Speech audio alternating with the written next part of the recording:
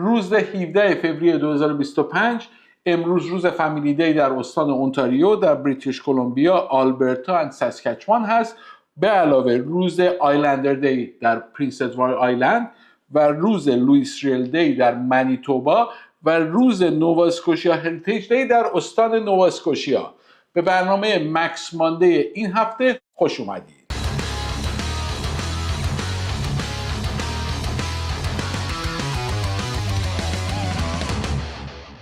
طبق معمول هر هفته بخش اول برنامه‌مون بحث‌های سیاسیه، بخش دوممون مسکن و مورگیج و بخش سوممون هم در شهر. در بخش اول برنامه که موضوعات سیاسی داریم، امروز می‌خوایم در مورد این صحبت کنیم که استان آنتاریو روز 27 فوریه انتخاباتشه، چه اتفاقی داره میفته. در سطح فدرال کانادا در حقیقت آقای مارک کارنی و پیر پالیف چیکار دارن میکنن و ببینیم که آقای پیر پالیف اگر که نخست وزیر بشه قول دیپورتیشن و مهاجرت و تغییرات مهاجرتی داده، اون تغییرات چی هستش. تو بخش دوم در مورد تعرفه های آقای ترامپ، تاثیر تعرفه ها بر بازار مسکن و تعریف تعرفه ها بر وضعیت نرخ بهره های بانک ها اشاره میکنیم و در قسمت سوم هم چند تا سورپرایز در شهر داریم براتون. خب بریم تا بخش اول رو با هم دیگه شروع کنیم. در استانی که ما هستیم، یعنی همون جایی که تورنتو هستش و ایرانیای خیلی زیادی در زندگی میکنن، استان آنتاریو، انتخابات استانی روز 27 فوریه است. من هی دارم میذارم تو کف. آره. به هر صورت روز 27 فوریه است. روز 27 فوریه که انتخابات استانی، ببینیم اعداد ارقام در مورد اینکه کدوم گروه در حقیقت رأی دارن رو با هم دیگه بررسی کنیم. حزب پی سی یا حزب پروگرسیو کانزرواتیو استان اونتاریو با 47% پیشتازه، حزب لیبرال با 26% بعد از اون و حزب NDP 17%. خب حزب پی سی کیه؟ حزب پی سی همون آقای داگفورد تدیبر استان اونتاریو. ظاهرا طبق نظرسنجی ها آقای داگفورد مقبولیت کافی رو داره که توی این انتخابات برنده بشه و احتمالش هم زیاده. نماینده های شهرهای مختلف، هر حزبی در شهرهای مختلف نماینده دارن. نماینده حزب پی سی در قسمت ریچموند هیل، اوکریجز و آرورا آقای مایکل پارسا هستش که ایرانی تبار هم هستن. خب اگر میخواین رای بدین به حزب پی سی و توی مناطق زندگی میکنین، بعد با آقای مایکل پارسا رای بدین. اگر که میخواین با آقای داگفورد رای بدین در جاهای دیگه، شهرهای دیگه، باید برین نماینده پی سی تون رو پیدا کنین.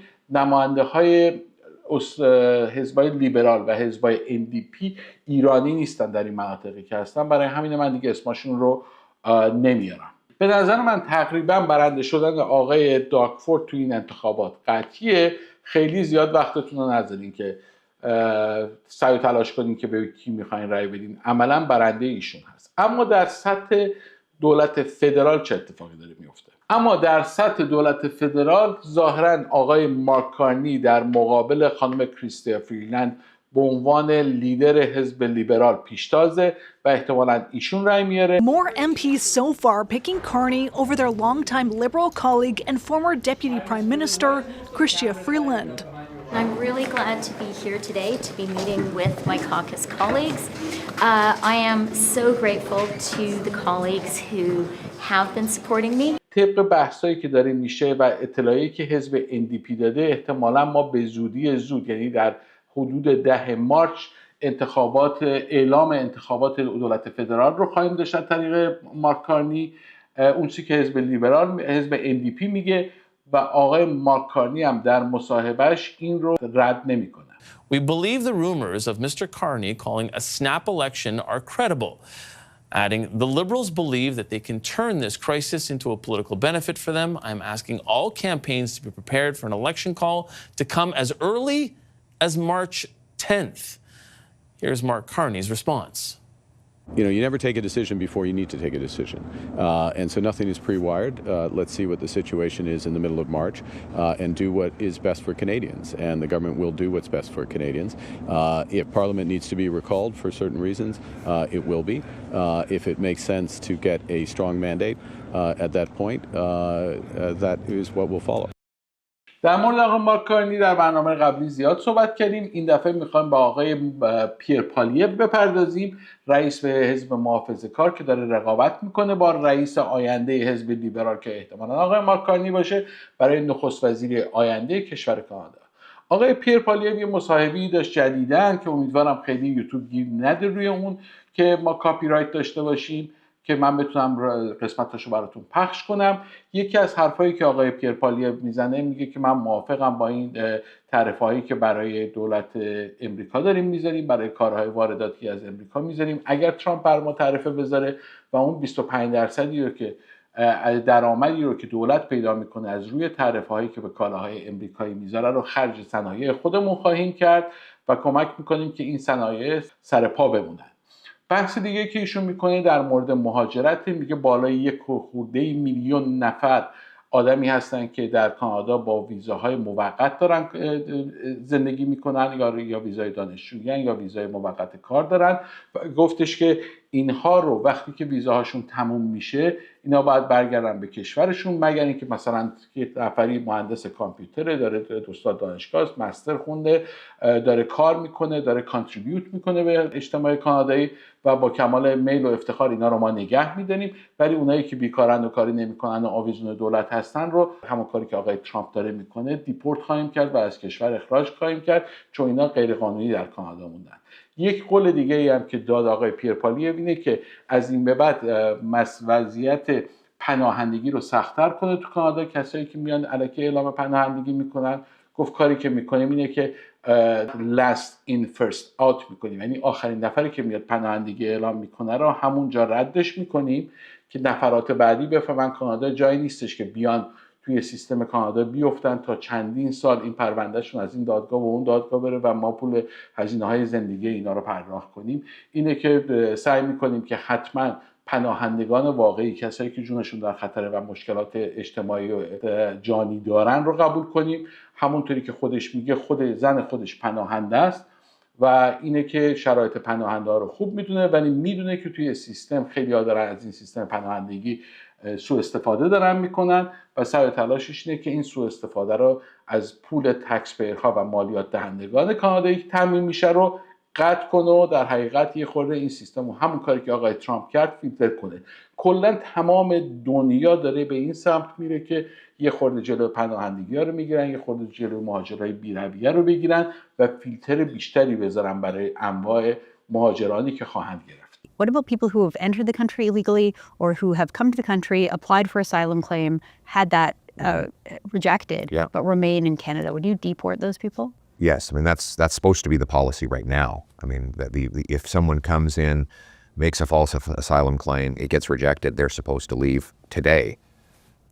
The challenge that we're going to face is that under 9 years of the Carney-Trudeau Liberals' open border policies, we have now millions of people whose permits are going to expire over the next sort of 2 years, and if they don't leave, we have a very hard time, first of all, even knowing they're still here, finding them, and then carrying out a deportation.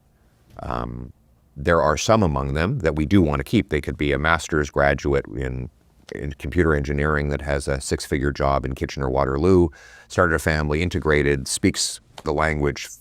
This is someone we want to keep. But we need to be able to make that decision ourselves through selection based on these criteria, not just by accident because people who are not eligible to stay decide they're not going to leave. What you need to do is just do a last in, first out refugee review of their claim. And this is how it works. If you're the last person into the country, then you immediately have your claim heard, which means that within a couple of weeks, if your claim is false, you're sent back.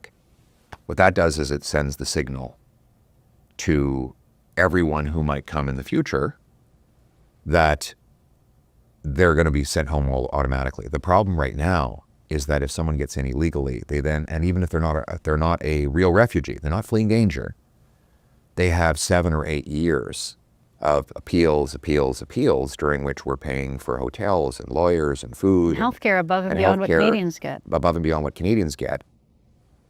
So that then attracts more people to say, oh, hey, if I get to Canada, even though I'm not a real refugee, I can get into the country and I'll be bounced around in the system at someone else's expense forever. If we solve that problem, the message would go out very quickly that Canada is not a place you come to make a false or fraudulent claim. And I believe you would see a very real reduction in the number of people who even tried to come. I have a lot of sympathy for real refugees. My wife is a refugee. This has been a wonderful refuge for people who genuinely have claims, and that still will be the case when I'm Prime Minister. But we can't take in fraudulent fake claimants and pay their bills for 7 years while they work the system. اما قبل از اینکه شروع کنیم بریم قسمت دوم برنامه رو ببینیم، یا آگهی بازرگانی در مورد این واحدی که من توش نشستم امروز برنامه داریم درست میکنیم ببینیم. بیاید. این واحد یک واحد 2 خوابه به علاوه دن هست در مرز شهر ریشموندهیل و مارکام روی هایوی 7 شماره 12 گاندی لین یونیت 2906. این یونیت 2 خوابه به علاوه دن 908 اسکوئر فوت سایزش هست، 244 اسکوئر فوت رپراند بالکنی داره، یعنی بزرگترین بالکنی رو در این منطقه داره، توی این ساختمون داره، 2 تا پارکینگ و 1 لاکر داره، قیمتش هم $938,000. رو به جنوب منظره‌ای که می‌بینین معمولاً منظره دانتان تورنتو هست و سی ان تاور و کلاً اسکایلاین تورنتو رو از توی بالکنیاتون میتونین ببینید که الان با هم دیگه میریم نگاه کنیم ببینیم چه جوریه این منظره. مالیا خوش اومدین. همونجوری که دیدید طوفان برف بود، هیچی دیده نمیشد. در نتیجه ما یه دونه عکس تابستونی براتون میزنیم که ببینیم وقتی هوا صاف باشه آفتابی باشه چه منظری اونجا میبینیم. نگاه کن ارسطو، یورره آدم دلش میخواد زوزه بکشه. ارسطو فکر میکردی از این ارتفاع بتونی پایینه ببینی شما؟ نه واقعا نه. در قسمت دوم برنامه میخوایم 2 تا موضوع رو بررسی کنیم: تاثیر تعرفه‌ها بر قیمت مسکن و تاثیر تعرفه‌های امریکا بر نرخ بهره بانک مرکزی. خب اگر آقای ترامپ 25% تعرفه بذاره روی استیل، روی آهن کانادا، واردات آهن کانادا، و کانادا هم همین کار رو در مقابل بکنه، قیمت آهن و استیل در کانادا بالا خواهد رفت و به قول کارشناسان و تولید کنندگان مسکن این به ضرر تولید کنندگان هست. نرخ تموم شده مسکن بالا میره، شاید خیلی پروژه ها دیگه ساخته نشه، شاید خیلی پروژه های در حال ساخت کنسل بشن، یا اونهایی هم که دارن تکمیل میکنن پول بیشتری از خریدارا بخواد. در نتیجه قیمت مسکن در صورت اعمال این تعرفه‌ها بالا خواهد رفت. Yeah, Stephanie, U.S. tariffs on steel and aluminum will drive up the prices on those raw materials and, of course, everything they're used to produce stateside. But it also impacts Canadian industry through reduced business and investment. It also creates hesitancy, which doesn't help either. And if Canada matches those tariffs, that will drive up building costs on this side of the border. Now, the Ontario Home Builders Association points to 3 key concerns that it has. Those are the recession risks that impact investment in housing and housing starts, the risk of increased construction costs, which impact affordability, and then the risk of Canada's currency falling further behind the greenback, making both of those concerns even worse. A local building leader says it's hard to see any silver lining when it comes to construction for housing in a trade war with the U.S. When it comes to housing, I don't foresee any. It's just another hit on affordability, and our industry can't take any more hits on affordability. It's kind of a big deal. Brent Klundert says the tariff talk is leading to major hesitancy in the housing market on the construction side. He says developers who are able to front-load material purchases, they will, to ensure that projects remain financially viable. But those who can't may be looking at delaying or, worst-case scenario, even canceling projects depending on the length and severity of that tariff turmoil. And Klundert says this time around the impact could actually be even worse than was seen during Trump's first-term tariffs, because this time around they are higher and more steel and aluminum is needed in housing construction. اما موضوع دوم، آیا نرخ بهره بانک مرکزی بالا میره یا پایین میاد در صورت تعرفه؟ 2 تا بحث هستش. یکی میگن که اگر که تعرفه بذاره امریکا روی کالاهای کانادایی، اقتصاد کانادا ضعیف میشه، از اونور تورم در کانادا بالا خواهد رفت، یعنی اجناس گرون خواهد شد. ما میدونیم که در سال 2021-22 بعد از اینکه از کووید اومدیم بیرون پول زیاد دست مردم بود، قیمت‌ها گرون شد، تورم بالا رفت، در نتیجه بانک مرکزی برای افزایش تورم نرخ بهره‌ها رو برد بالا. حالا چه کیسی اتفاق میفته؟ اگر اقتصاد کند بشه بانک مرکزی باید نرخ بهره‌ها رو بیاره پایین، اگر که تورم داشته باشیم بانک مرکزی باید نرخ بهره رو ببره بالا. الان همه گیج شدن که باید ببره بالا یا ببره پایین. ولی من براتون تحقیق کردم، میگن که تاثیر تورم 25 درصدی بیش از 0.5% تا 1% رو اقتصاد ما نیست و ضمناً این تاثیر در طولانی مدت خواهد بود. یه شبه اتفاق نمیفته. یعنی اگه آقای ترامپ تعرفه ها رو بذاره 25%، فردا صبح همه جنسا گرون نمیشن. به تدریج این ریپل افکت داره، یه دومینو افکت داره که یواش یواش یه سری جنسا گرون میشن و تاثیرات بعدیشو توی 6 ماه تا 1 سال خواهید دید. ولی از اون ور چون خیلی کمپانی‌ها کارشون از دست میدن، بازارشون از دست میدن، اقتصاد کانادا کوچیک‌تر میشه و وقتی اقتصاد کوچیک‌تر میشه بانک مرکزی باید چیکار کنه؟ باید پول بریزه. برای اینکه باید پول بریزه توی این بازار باید نرخ بهره رو بیاره پایین. همون کاری که توی دوران کووید کرد. بهش میگن امرجنسی ریت کات، یعنی نرخ بهره رو به صورت سریع و اضطراری و اورژانسی پایین آورد که اقتصاد رو از رفتن به رکود نجات بده. یک مسئله دیگه هم که هستش در مورد تورم، میگن که سرویس، قسمت خدمات سرویسی، کسایی که سرویس دهنده هستن برای اینکه بتونن نرن در حقیقت توی رکود اقتصادی مجبورن قیمت سرویساشون رو بیارن پایین و سرویساشون رو با تخفیف‌های خیلی زیاد ارائه بدن که بتونن فقط توی این بازار دووم بیارن تا این تعرفه‌ها رو رد کنیم. در نتیجه در کوتاه مدت بانک مرکزی نرخ بهره رو میاره پایین، ولی در طولانی مدت احتمالاً ما تورم ببینیم و یواش یواش دوباره نرخ بهره رو بیارن بالا. پس آماده باشید که اگر که تعرفه ها بیاد احتمالاً بانک مرکزی به سرعت نرخ بهره رو بیاره پایین. اگر هم نیاد میدونیم امسال 0.5 تا 1% نرخ بهره ها پایین خواهد اومد. در نتیجه بهترین کار اینه که امروز اگر مورگیج میگیرید یا دارین خونه میخرید حتما برین نرخ وریبل بگیرید اگر که میتونید ریسکش رو قبول کنید.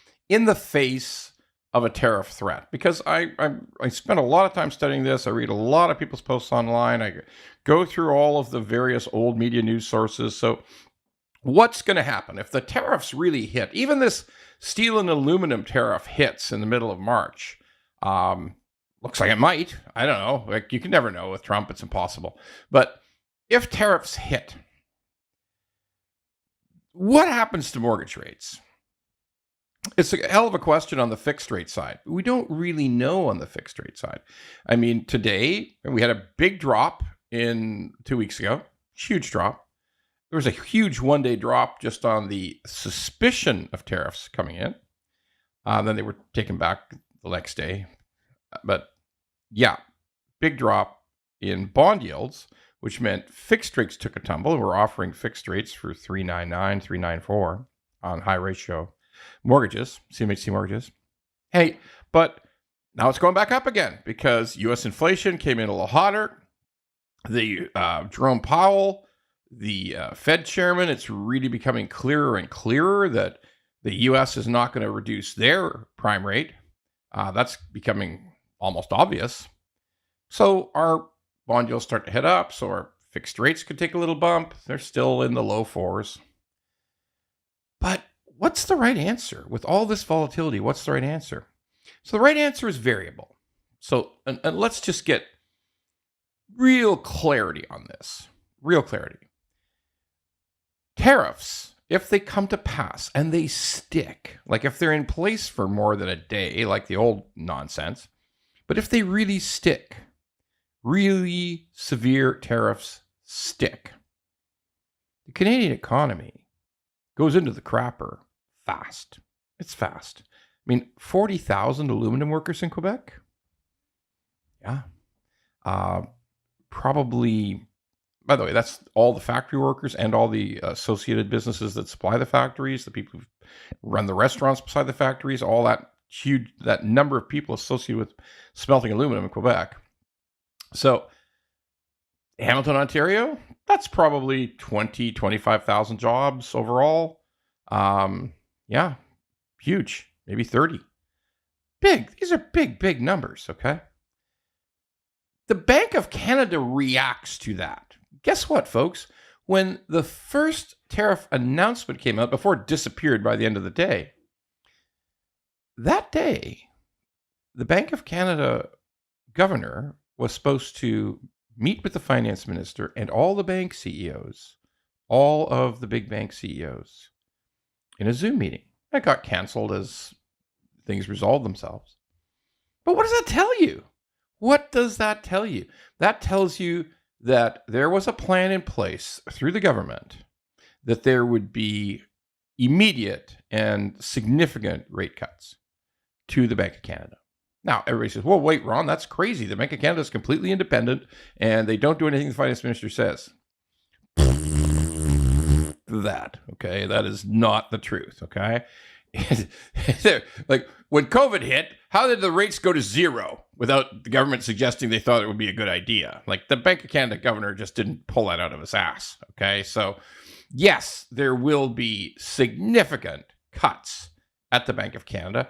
I suspect we would see in the midst of severe tariffs and a guaranteed wild recession, you can feel guaranteed you're going to see a Bank of Canada rate, which is currently 3%, turn into 1.5% briskly, maybe 1% if it's bad enough. If the recession is bad enough, if we're sitting in the middle of August and there's massive unemployment and the GDP's fallen off a cliff, yeah, 1% wouldn't be out of line. All right. Now, will there eventually be inflation? Because that's the story. Everybody says, wait. If there's tariffs, there's inflation. So you're wrong. Rates will go up. I'm not wrong. They'll go down first. First, they'll go down. They may go back up. If there's serious inflation in Canada and the United States, well, there's one other point here. If there's really serious inflation in the United States and rates and groceries and gas go up in the United States, the tariffs will disappear as well. Like, Trump's not a crazy person. Well, he is crazy, but he's not crazy that way. All right. There will be changes. But hear me out. It takes time. Inflation takes time. It just doesn't go from 2.5 to 8 in a month. Oh, but maybe with the tariffs it could, Ron. No, fuck no, it won't. It just won't. So, well, how does he think he knows everything? Because I'm old, okay? I've seen shit. I've seen things happen. I mean, gas prices in the 70s blew up overnight, and it still took a year or more for inflation to really take off in a big way. There's other things about inflation. For instance, in the face of massive unemployment, rents drop like a stone, and that's part of the CPI index. In the face of massive unemployment and massive recession, service costs fall. People put services on sale just to stay afloat. Businesses that supply services, they put everything on sale. And those prices go down. That part of the CPI basket goes down. Sure, prices go up eventually, and on groceries because of the U.S. dollar. Because there's a million reasons why inflation will come eventually in the face of huge counter tariffs. برای اینکه شرایطتون رو ببینین چجوری خونه بخرین، چه خونه‌ای بخرین، چقدر پول دارین، چقدر میتونین وام بگیرید، چیکار کنین، میتونید با شماره تلفنی که روی صفحه هست تماس بگیرید یا برید توی وبسایت meetmax.ca 1 ساعت وقت آنلاین یا حضوری برای مشاوره خرید، فروش مسکن و وام مسکن با من مشاوره داشته باشین. ضمن ما کار جانبی مثل لاین اف کردیت برای بیزنس ها، مورگیج دوم، پرایوت مورگیج، سکند مورگیج، پرایوت لندینگ، همه این کارا رو هم انجام میدیم. اینه که هر مشکلی که داشتیم میتونید با یکی از این شماره تماس بگیرید یا برید تو اون وبسایتی که روی صفحه بود با من وقت آنلاین بوک کنید. اما بریم سر موضوع سوم این هفته، همون برنامه دهشت که همیشه به جرم و جنایت در شهر تورنتو یا در حقیقت در کانادا میپردازیم. این هفته 2 تا موضوع رو تو اینجا میخوایم بررسی کنیم. یکی پلیس به دنبال یک خانم میدل ایستی در شهر وینزور هست و یکی هم در استان بریتیش کلمبیا فروشگاه‌ها شروع کردن دوربین گذاشتن روی تنشون تا از خریدارا فیلم ضبط میکنن. قبل از اینکه به این 2 تا موضوع بپردازیم، اگر از این سبک برنامه‌ها خوشتون میاد و دوست دارید حتما لایکش کنید، در چنل ما سابسکرایب کنید و برای یکی از دوستاتون بفرستین که ما بیشتر دیده بشیم، چون واقعا خیلی وقت و انرژی میذاریم که اینا رو براتون میسازیم. اینه که اون لایک کردن شما خیلی به ما کمک میکنه و انرژی میده که برنامه بعدی رو بسازیم.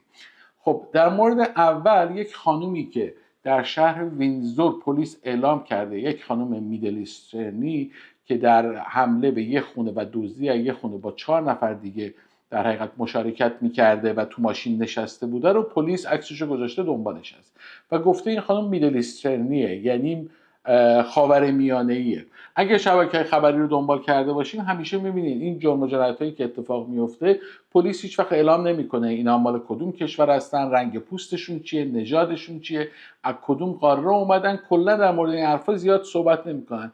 ولی نمیدونم چجوری میشه وقتی به خاورمیانه میرسه بدو این شبکه خبری CTV میاد میگه که این خانم از خاورمیانه بوده. اگر قرار است در شهر نمیدونم بگیرن، همه رو باید بگیرن. اگه قراره شما اعلام کنین که این از کدوم منطقه‌ای هستش، بس اونایی که از آفریقا میان هم باید بگین، اونایی که از اروپایی‌ها رو که میگیرین باید بگین، اونایی که از شرق آسیا دارن میان، از کشور شرق آسیا دارن میان، اونا رو که وقتی میگیرین باید اعلام کنین. چطور هیچ کدوم از اینا رو اعلام نمی‌کنید؟ وقتی میرسه خاورمیانه‌ای میشه این خانم، میگن یک خانم خاورمیانه‌ای این کار رو کرده. اینه که یه خورده از این داستان خوشم نیومد. آنتناتون چاخکاتون بالا باشه که ببینید شاید یک اهدافی پشت سر این داستان هستش. 6 ماه دیگه معلوم میشه، 1 سال دیگه معلوم میشه. Windsor police are releasing 2 images tonight of a suspect and vehicle wanted in connection with a violent home invasion. Police want to speak to this woman, a Middle Eastern woman in her 20s. They believe she's involved in a home invasion on January 13th at a home in the 2500 block of Luxury Avenue. Police say one suspect remained in his vehicle, a late model Ford Explorer, while 4 suspects entered the home and assaulted 2 elderly residents. They got away with money and jewelry before leaving. You can get a closer look on our website, ctvnewswindsor.ca. اما مورد دوم، در استان بریتیش کلمبیا فروشگاه سوپر استور که اینجام شعبه داره، همون لابلاس هستش، کارمنداش شروع کردن کامرا گذاشتن، یعنی دوربین گذاشتن رو لباساشون که وقتی که دعواشون میشه با مشتری یا در حد فروشگاه راه میرن بتونن مشتری‌ها رو مانیتور کنن، جلوی دزدی‌ها رو بگیرن. شاپرز دراگ مارت هم همین کارو داره میکنه اونجا و میگن علتش اینه که ما مدرک داشته باشیم که اگه لازم شد بریم دادگاه، مدرک لازم رو داشته باشیم که چه اتفاقی افتاده. اینه که یه سری موافقم میگن خب جرم و جنایت کمتر میشه، دزدی از این فروشگاه کمتر میشه. یه سری هم مخالفم میگن حقوق شخصی ما حفظ نمیشه و اینا رو شما استفاده میکنین ببینین کی چی داره میخره و اینا رو برای مارکتینگ و بازاریابی و تحقیقات گسترده وسیع پشت پرده استفاده میکنن. Body-worn cameras are used by police agencies, but this is the first time we're hearing about the technology being used in retail stores in BC.